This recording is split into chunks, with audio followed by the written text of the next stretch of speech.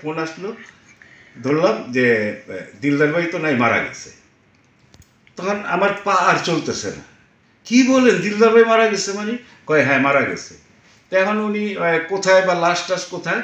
তার বাড়িতে গুলশানে। দিলদার ভাই যেদিন মারা গেলেন, হ্যাঁ, সেদিন আসলে আপনি কোথা থেকে খবরটি পেয়েছিলেন এবং সেদিন আসলে পরিস্থিতিটি কি হয়েছিল? পরিস্থিতি এইটাও না বললে না, আপনি একটা ভালো প্রশ্ন করেছেন। আমি কাকরেল থেকে আরমান প্রোডাকশন নামে একটা আমাদের অফিস ছিল আরমান সাহেবের, ওইখান থেকে আমি অফিস থেকে বের হয়ে বাসায় গেছি। বাসায় বাড়িতেও উঠিনি, জাস্ট গেটের সামনে গেছি। ওই মুহূর্তে ফোন আসলো, ধরলাম যে দিলদার ভাই তো নাই, মারা গেছে। তখন আমার পা আর চলতেছে না। কি বলেন, দিলদার ভাই মারা গেছে? মানে কয় হ্যাঁ মারা গেছে। তো এখন উনি কোথায় বা লাশ টাশ কোথায়? তার বাড়িতে গুলশানে। আমার ওয়াইফ গেট খুলছে, আমার ওয়াইফকে বললাম যে এই ঘটনা, আমি আর বাড়িতে উঠবো না, আমি ওই শুনলাম দিলদার ভাই মারা গেছে, আমি তার বাড়ির দিকে যাচ্ছি গুলশান। তখন একটা সিএনজি নিয়ে সাথে সাথে আমি গুলশান চলে গেলাম রাত্রে।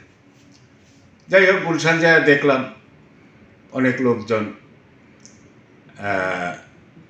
দিলদার ভাই, এত বড় দিলদার ভাই, কি বলবো, যে ফিল্মের মানে এর চেয়ে উপরে আর মানুষ কত উপরে উঠতে পারে? আল্লাহ তারে ওই উপর পর্যন্ত নিচে, মানে স্টার বলবো না, স্টারের বড় সে কি আছে।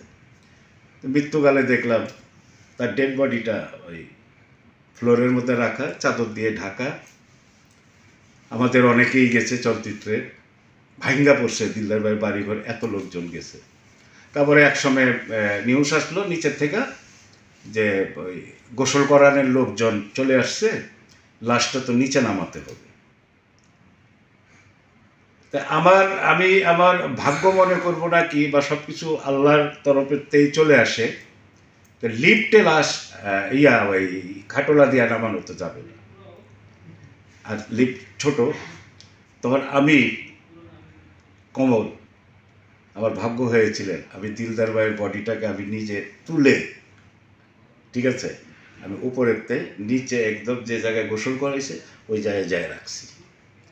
পরবর্তীতে দেখি আমার হাত আমার মানে সোজা করতে পারি না আর কি, খুব কষ্ট করে হাত সোজা করছি।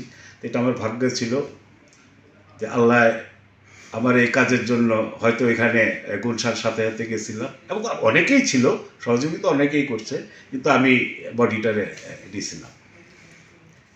এই যে জিনিসগুলো এত কাছের মানুষ ছিল, এই জন্য দেশবাসীকে বলবো, আমাদের তো একটা দোয়া আছেই, আমার দেশবাসীকে বলবো তারাও যেন দিলদার ভাইয়ের জন্য দোয়া করে। আপনার কাছে আমার এখন যে একটা প্রশ্ন, সেটা হচ্ছে এখনকার কমেডিয়ান যারা বা অভিনয় করে, এই ধরুন কৌতুক অভিনেতা হিসেবে, তারা কিন্তু মানে মানুষকে জোর করে অনেকটা হাসায়। হ্যাঁ, যেমন দিলদার ভাই এরকম একটা মানুষ ছিল যে হেঁটে আসলেই পাবলিক হাসতো, পর্দায় তাকে দেখা গেলেই হাসতো, তার অঙ্গ ভঙ্গিমাটাই এমন ছিল।